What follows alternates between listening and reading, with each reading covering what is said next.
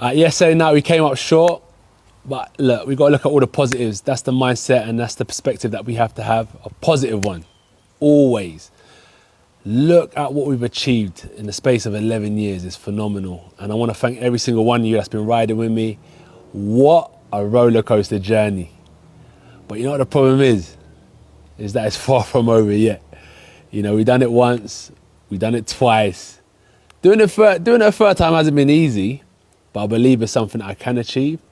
It's about making the right steps forward, working hard, improving, and it's got to come from here more than anything. It can't come from any external voices or influences.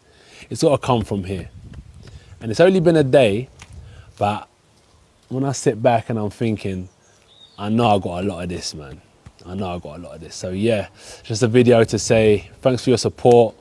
Thanks for being on this roller coaster journey with me. Keep your seatbelts tight because deep down in here, I know we've got a lot more to bring. A lot more to bring to the game. And long may it continue. British boxing, I appreciate you. We rise up together. Let's go.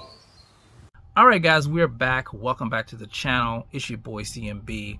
And guys, I wanted to come on here and talk a little bit about Anthony Joshua and why I think he actually lost the fight this past weekend to Dubois and what he needs to do going forward, because we know he's planning on sticking around. You guys just saw that video there of him on his verified Instagram page saying that, you know, he has a lot more to do in the game.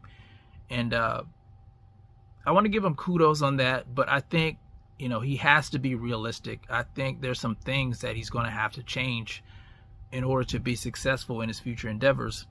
And I think the biggest thing is making defense a priority. You know, the crazy thing was, going into this fight, a lot of us thought that Dubois would be the irresponsible one when it came to defense.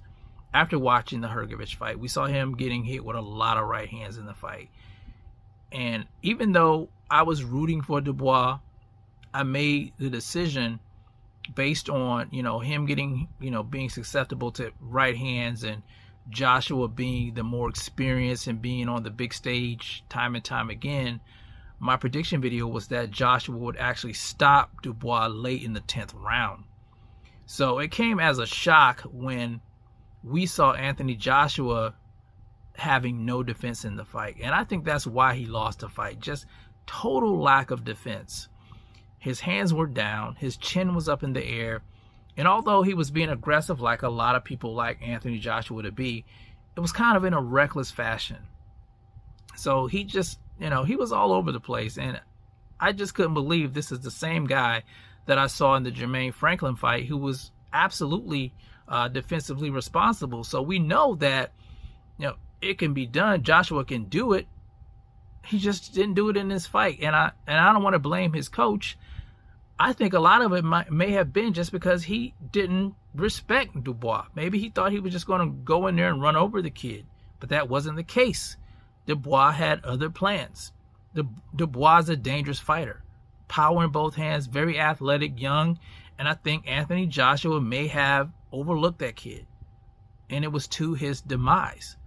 So, like I said, going forward, he's going to have to be, you know, make defense a priority, because now everybody knows, you know, his chin was exposed in this fight.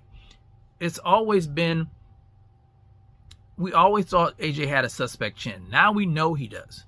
Now we know he has a weak chin, and going forward, guys they're going to know he has a weak chin and they're going to exploit that.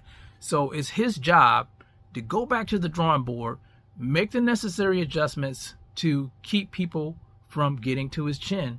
So he's going to have to work on defense. And there's nothing wrong with being a defensive fighter. We saw Floyd Money Mayweather be very successful in the second half of his career being a defensive fighter.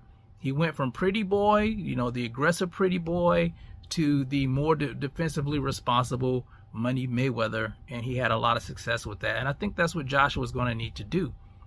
And I think he can do it, but, you know, I don't think he should go straight into a fight with Dubois.